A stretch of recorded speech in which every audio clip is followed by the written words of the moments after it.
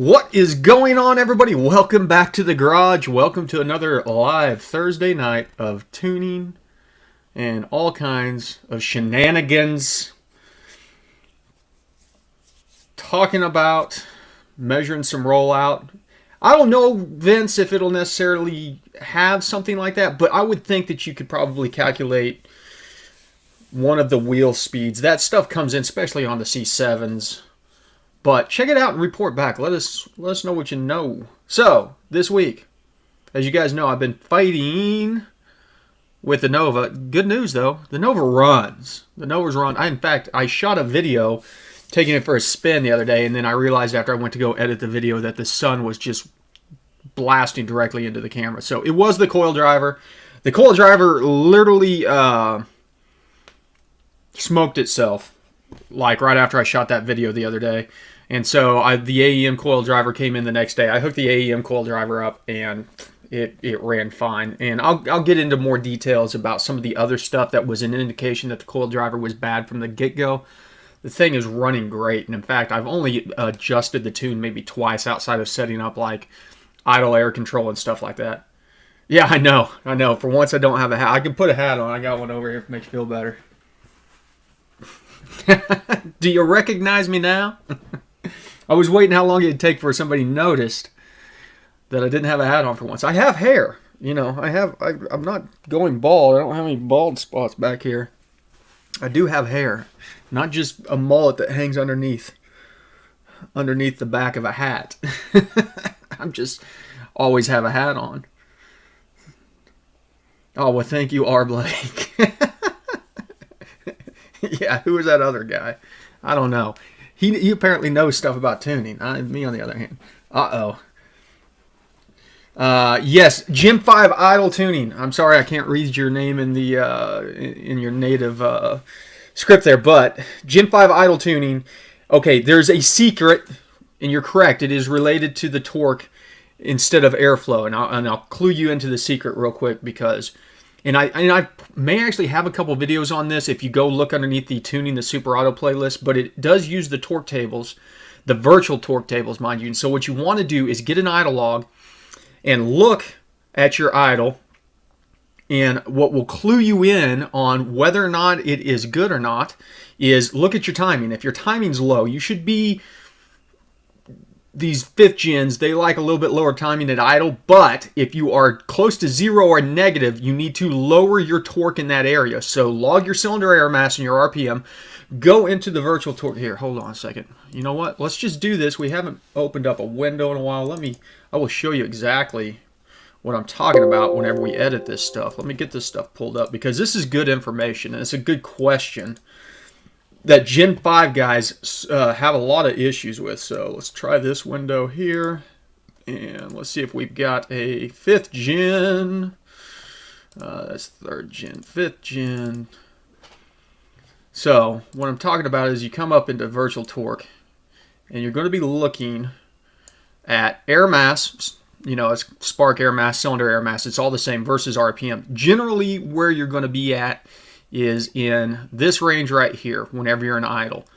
Now, if you look at your timing, your commanded timing at idle, if it is low, if it's below 10, specifically if it is below 5, these numbers need to come down a little bit. But what happens is if you come in here and try to take 10% off like we normally do, we'll multiply this by 0.9. Keep an eye on this number right there, 40. Whenever we extrapolate that, yeah, it jumped up to 44. So what you actually need to do is come in here and let's take out 15. We're going to do negative 15, add that in, and then interpolate down a little bit to get a blend right there. Now, whenever we calculate it, we're looking at the 29 now. Now it's actually down to 34. It still brings it up because the math is going to bring it up. You might have to do that a couple times. Load that in and try that. See if your idle falls into where it's supposed to be. If your idle's high, it's the same ordeal. You have too much torque in this area of the map, and you need to pull torque out of it. If your idle's low, you need to come up with torque. Now, keep in mind, these negative values are important because that's what shuts the throttle body and pulls timing.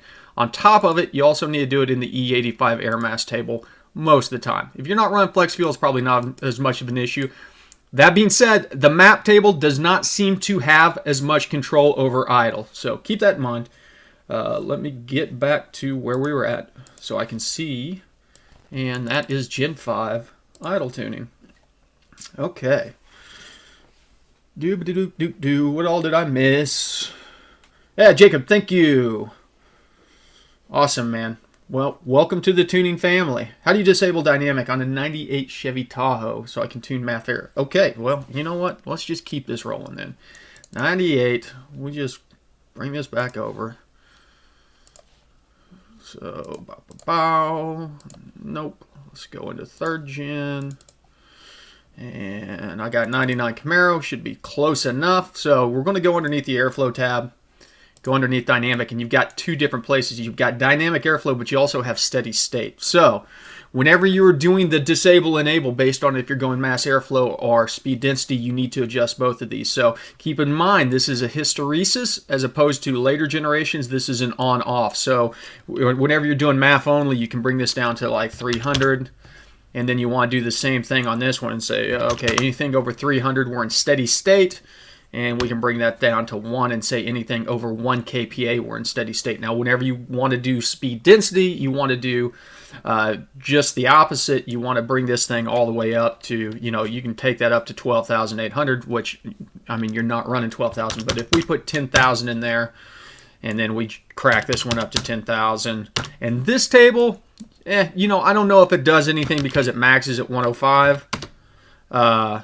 Then, of course, go through your engine diagnostics, go into your airflow, and then fail your math airflow frequency down to like 1, and you will be in speed density only. Good questions tonight. Good questions. I did a recurve on my buddy's math Gen 4 per your advice. I'm within 0 to 2. Perfect. It did pull timing. So you're probably on 89 octane. The stock table on that chat is probably pretty close to where you're going to be. If you get, 91, 93 in there, you can get a little more timing. But on 89, the factory timing tables are going to be good. Tuning in 2013 Silverado E67. I think there's a lot of torque-based stuff. There is torque management, but there's not torque. There is a virtual torque table, but it doesn't work quite like it does on the 5th gen. You don't mess with the virtual torque table. Struggling with knock, E38 Gen 4 LS Stage 2 cam long tubes, false knock, 10.6 to 1 compression ratio. Yeah. Probably false knock, Ted. Pull a couple degrees out. Yeah, definitely. If you got 100 octane, pull a couple degrees out, verify that it doesn't go away. If it doesn't, then you need to go in and desensitize your knock sensors. Long tubes, what happens is the dynamics of the, whenever you're in combustion, and that travels down and echoes in long tube headers, and it sounds like pinging. And so you have to just filter out some of that frequency. Once you get filtered out, you can start working the timing back up, and it shouldn't come back in until you find true knock.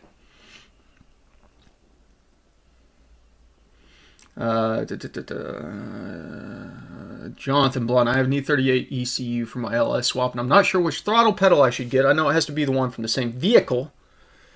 The E38s, you should be able to use one from about any E38, I would think, but don't quote me on that. Somebody else might be able to chime in. Won't run well. Shouldn't be a throttle pedal issue. I mean, if the throttle pedal is right, it'll work. If the throttle pedal is not right, it will throw you into reduced engine power right away. Could a cam being off a tooth cause a rich condition? That's an interesting question, Brian. I'm trying to think of how the cam being off a tooth would necessarily cause a rich condition, unless you were just not getting proper burn because you're opening your exhaust valve too early. Water tonight. I've got to work tomorrow.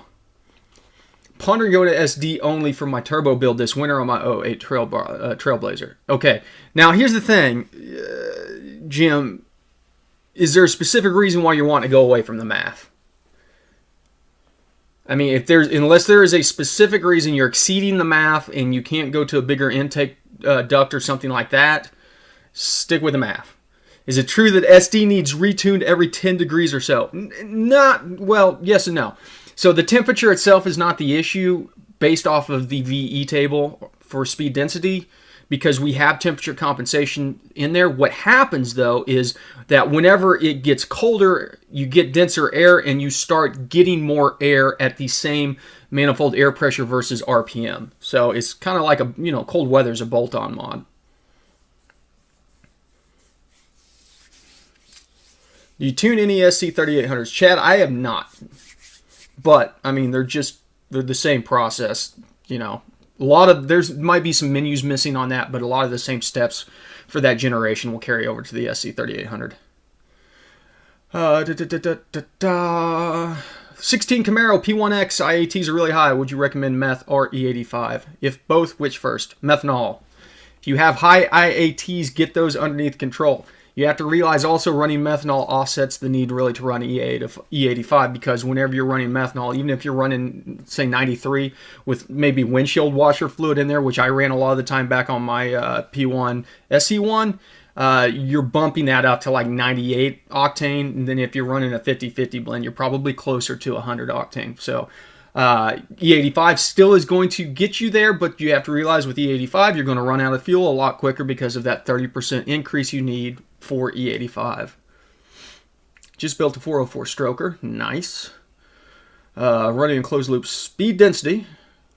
I'm experiencing a stumble between 2,000 and 3,000 RPMs at half throttle that feels almost like it's backfiring. Doesn't do it in open loop.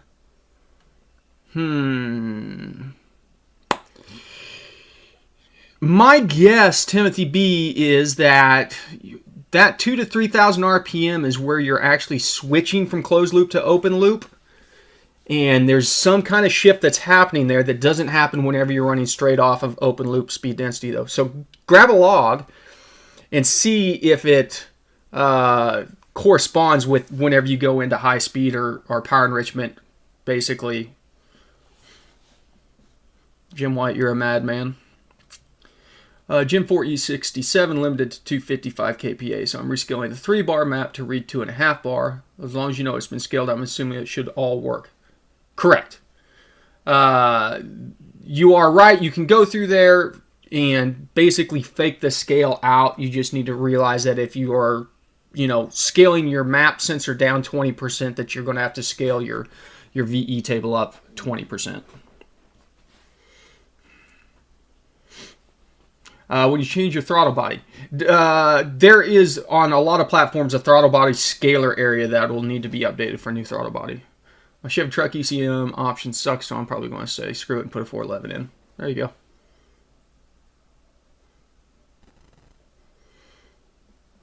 You will have a much easier life dealing with a mass airflow sensor. And I mean, 30 psi, mass airflow doesn't care about pressure. It's all about actual flow. And at, once you're above 1,500, 2,000 RPMs, your flow is steady state enough, even under boost, that's not going to matter. Just watch your ceiling on the hertz.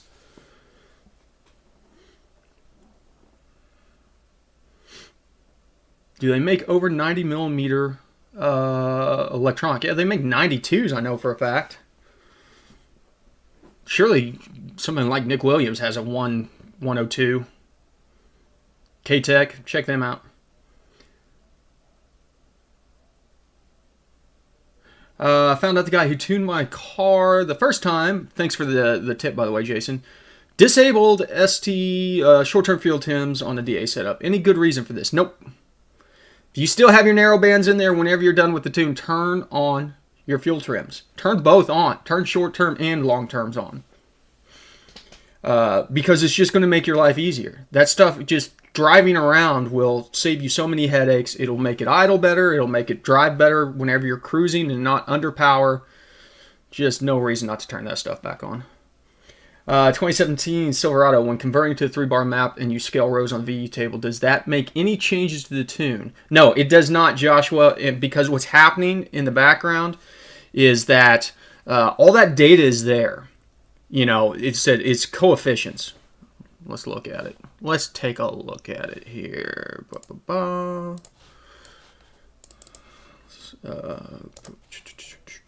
So all that data is already there. Where the data changes, and there's a couple things you need to be aware of here.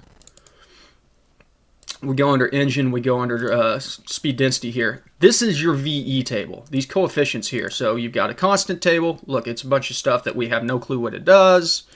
Same thing for all these other tables. These are all numbers in a math formula. What a very smart person did back in the day was find a way to extrapolate that math formula and create a volumetric efficiency table. So if you come in, here's your row axis and do edits, use the defaults, drop it down to a 1. This is a 1 bar map table. VE table, speed density table. This is a Camaro, a factory Camaro. This is what it should look like. I mean, and you can see it's kind of ugly in some places. It's got some peaks. This is a factory tune. Now what happens is, if you were to look at this row right there, that should stay the same at 1, around 1. Whenever we drop this thing out to 3 bar, we stay the same. So but because of the new calculations, here we are, 102, stay the same up to this point. Boop. Because the new calculations, we're touching areas of the table that have bad math in them. Most likely, since this thing was never designed to go above 1 bar, there's just numbers in these coefficient tables that are 0. See, we've got zeros here, we got zeros here, we got zeros here. All these zeros are because this thing's not designed to go over 1 bar. So whenever we expand that thing out, we've got to build the table beyond where we were at originally. We go up, and in fact, you're probably good out to 105, maybe 110 at the very most. Beyond that point, though, all this is bad data. That's what this looks like. We've got to fix that. Now, there's a couple ways that we can easily fix that. We can focus on the areas that are bad down here. And if you are boosting it, what I always like to do is come in here to about 102. And I'll bring this thing up and I'll copy this row out. And I'll go out to where I'm expecting my boost to trail off. Say I'm running 15 PSI. We'll go out to 202. I'm going to paste this in right there. And I'm just going to go ahead and double it to start, because theoretically we should be running twice the AFR on that. And then I'll drag it down. And I'm just going to interpolate down. And then I might come down to the very end of the table, and I'm going to paste it in down here.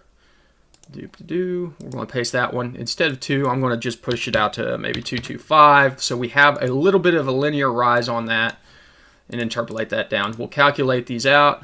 It is mad because we've got zones on here that are not correct. That's something else that you have to address.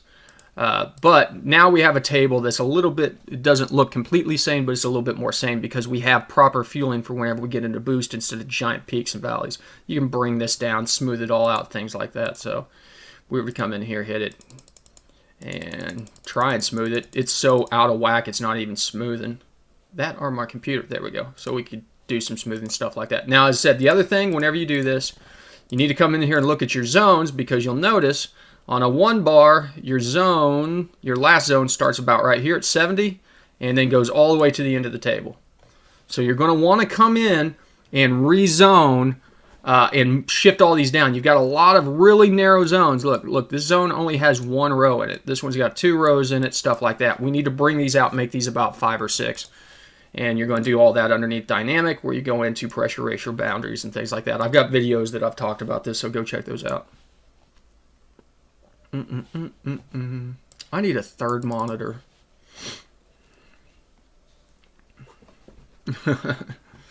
How many pounds of boost can I run with stock truck math? Danny Rochester, unlimited. You are not restricted by your math. You're restricted by the intake size. What up, Chomper? Does delivered torque PID of any use?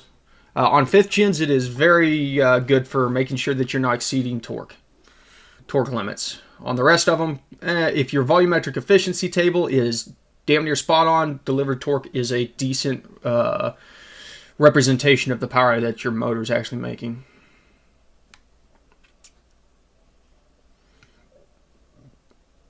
Can you go through the early gen with primary and secondary VE? Just make sure that your boundaries line up on primary and secondary. That's the big thing. You just have 2 VE tables that you're messing with. Hey, super slow. Do you have any ideas why I can't get HP tuners to connect with serial USB with AEM 300300? Well, make sure that you're pinned out correctly. Blue goes on 2, black goes on 5. And then make sure that you don't have any other serial ports on your computer. So if you were to go into Device Manager, look underneath serial ports, the only one that you should have is that serial adapter. If you have anything else in there, delete them and then restart the scanner and it should come in.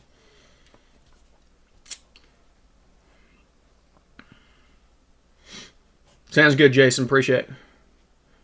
P01 Gen 3 original tuner enabled PE at 85 kPa. Is this okay? Should have come on sooner. Nope, Sister 7, that's probably fine for a non-boosted application to be getting into it. Because you've got to realize at 85 kPa, you can hit 85 kPa at 1,000 RPMs just by stomping on the throttle. You know. You ever swapped your IAT sensor with the potentiometer, reprogrammed your IAT table to 1 degree per column? No, Andy. That's an interesting idea, and you could do that. The only issue is I swear by IATs to the point where a lot of times I like to disable ECT calculations on temp compensation and run off of IATs because they are more accurate to the air temperature that's generally being being brought in at higher RPMs. And then on top of it, I like being able to see IATs on boosted applications to make sure that they're not running too high.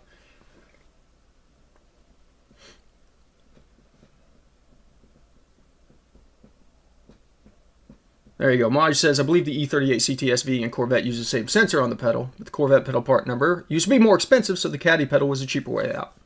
Very interesting. Haven't driven in years. Used to have problems with boost cut. Gotcha. Have a good one, N2LS. Good to see you again, brother. Appreciate it, man. Pedal scaler tables. See, the thing about it is, on those are probably actually in the TAC. If those have a TAC on them, the throttle actuation controller or whatever, the pedal tables are probably on that, and we don't have access to that stuff. What up, MK? Good to see you. Tommy, tomorrow. Big Block gets here tomorrow. Now I just gotta figure out when all the rest of the parts are showing up. Because, like, the heads aren't in yet, things like that. I'm missing a couple small ones, but of course the big one being the heads. I think I'm missing the windage tray. You know, I went with the full Mylodon setup, and I think I've got everything except for the windage tray, the high volume oil pump, the heads, and then I haven't ordered a cam yet. And other than that, oh, and long tubes. Got to get some long tubes coming. Jonathan, yeah, okay. So Jonathan says that the E38 has no TAC, but the dealer can only flash that portion of the ECM. And my guess is they can't change anything on that portion. Because, as I said, I know HP tuners, most places don't allow changes really to that system because of liability stuff. The fact that they allow us to change some of the scaling on how the throttle responds to pedal input is impressive.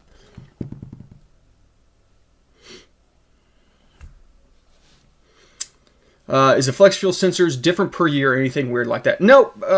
Super slow. Flex fuel sensors operate much like the mass airflow does. They're reading in a frequency. And so basically all of the ECMs that support flex fuel support reading a frequency versus alcohol content. You just got to make sure that the scaling's correct.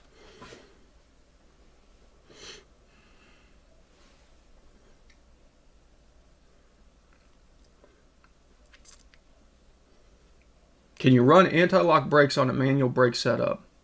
You're going to have to extrapolate, Danny. And that's probably a question for the group, so if somebody might be able to chime in.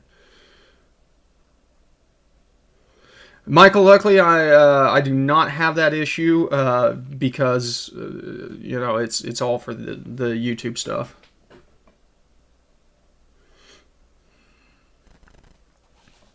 Yes, R. Blake. Roller cam, solid roller. We're limited on lift on our initial setup to 700. So I didn't go so extreme to be able to run 800 lift. I think that we can probably hit our goals without slamming the valve train quite that hard. So I appreciate it, Jonathan. This is just my hobby. You know, I'm an automation engineer by day.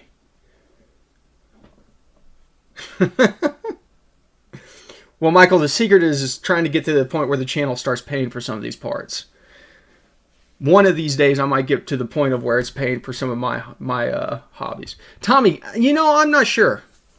I've thought about mini tubbing the Nova. Tommy asked if we're going to mini tub the Nova. I've got a list of things that I want to do. Subframe is very short on the list, and shortly after the subframe, we'll probably do a 10-point in it. What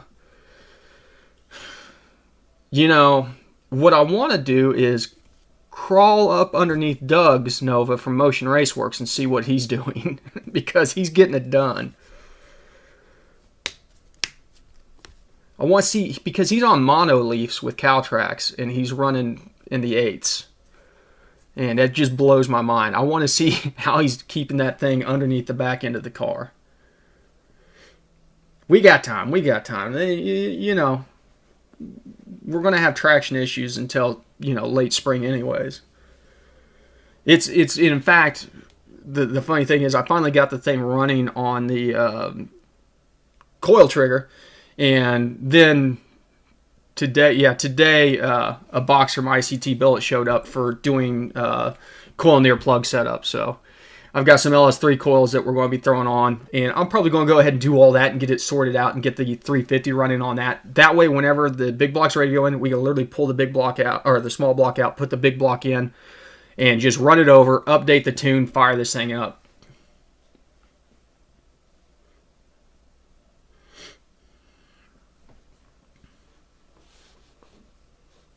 A lot of good questions tonight. Appreciate everybody with their awesome questions. We need to get, I don't open the tune window up enough. We should probably do that a little bit more often. Dive in and actually take a look at it. Probably makes this a little bit more interesting for the people that watch it after it's live.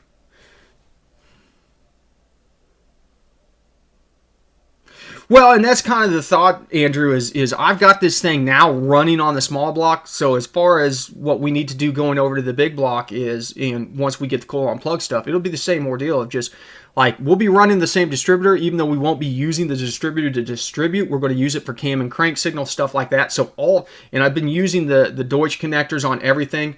So literally it'll just be like unhook that stuff, swap over what needs to be swapped, alternator, distributor, stuff like that, drop it in, then we can just plug in all the connectors on the new stuff. So we'll be using the same, not necessarily the same injectors, though we could probably get by. Those are 42 pounders. We'll see.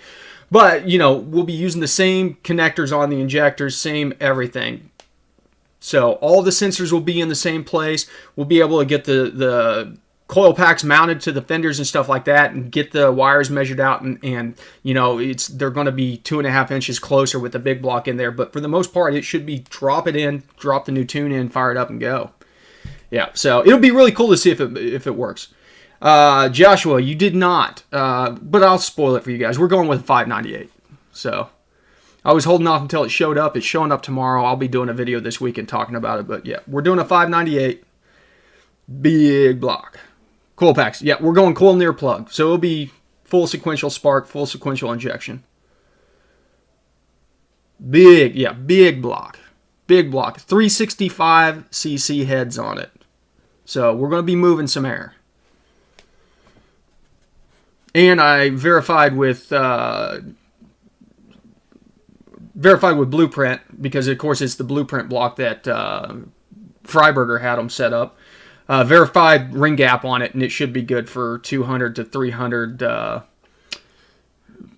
shot on nitrous. So we're going to do a direct port nitrous and setup on it. Probably won't do a 300, but we will definitely have the ability to step up to a 300 if we want to and not have to worry about ring gap. Any cooling system mods to support the big block? I'll probably go ahead and do a new radiator with a dual fan shroud on it. Right now I've got an electric fan on there that's unshrouded. Ours is going to be a little bit milder in some way than Freiberger's setup. His was running a little bit more aggressive cam. Our cam's not going to be as aggressive, but we're going to be running a tick higher compression ratio. So he was running about a 10 to 1. We're going to be closer to 11 to 1. Bore stroke on that is what, 4.5, 4.6? Not yet, Sinister 7. Still hunting around for cams, trying to decide what I want. I can't speak to water wetter, Andy H. Moddage, no, actually I've got an AEM Infinity on it. So originally I was going to do a Holly Dominator, but Holly Dominator is a little bit limited in what you can do with it compared to what I want to be able to do with it.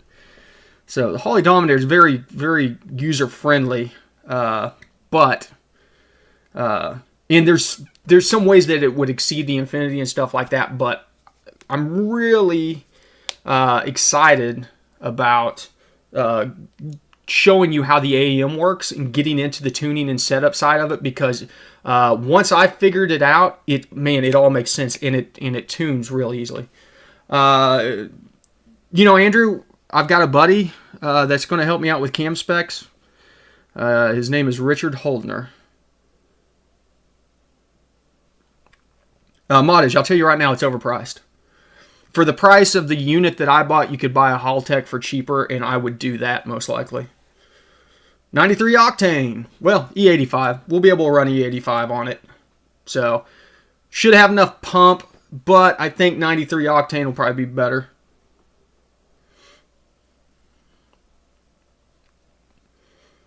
But as I said, Moddage, watch the videos that come out here in the next week or two where we get into breaking down setting up the AEM and going through the tuning process. I will point out some of the stuff I don't like about the tuning process on the AEM, but I will then also talk about a lot of the things that I do like about it and that I'm very happy with. That is one of the things that I do not like about it, is that it is very limited on the nitrous control. Very strong on boost control, things like that. It can do all the boost control, but the nitrous is basically just single-stage nitrous right now. And they say that they're going to add support for 4-stage nitrous on there, but then it's still just going to be staged. I don't know how much that you'd be able to do with progressive. Now, mind you, I've not gotten into the high-side drivers on it to see what kind of frequency control they could do that you theoretically could set up staged progression. But I will tell you, one of the cool things that you can do is this thing from the get-go has multiple blend modes on it. So you could mode switch this thing up and, have it in mode switch 0, which is your standard driving. And then whenever you go to mode switch 1, you can set it up to not only just shift to a separate VE table, but you could also set it up where it blends between VE tables based off of things like boost or, nitrous duty cycle, things like that. So you can do a lot of really, really cool stuff. Yeah, the one that I have retails for about $3,000. I didn't pay that much for it because I got it for a steal. And that's the only reason I bought it, to be honest with you. If I hadn't have found that thing for about half off, I wouldn't have paid it. I wouldn't have bought it. But,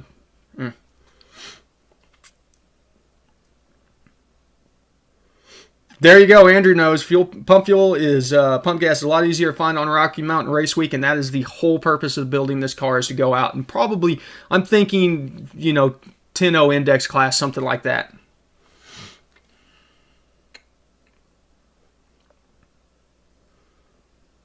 You were asking about the 65cc heads. My heads are 64. Will that change the compression ratio? It'll bump it very slightly, just very slightly.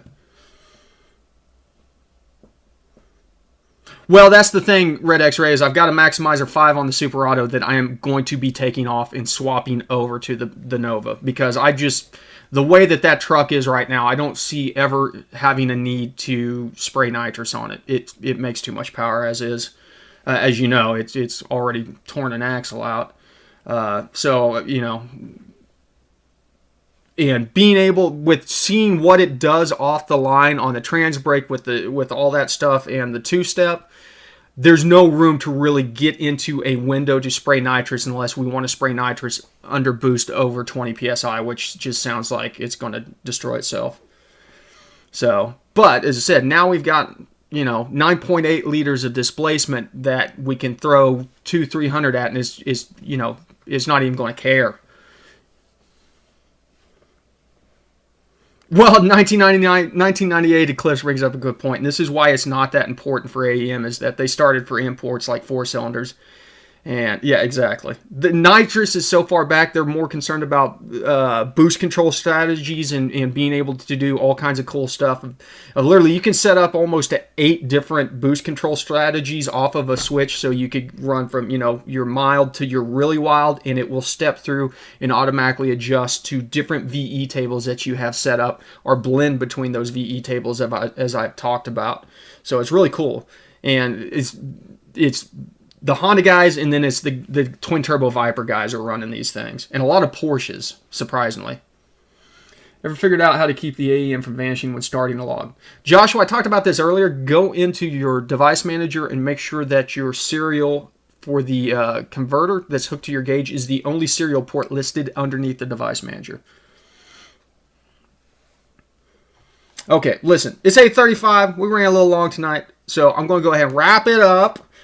You guys know the drill.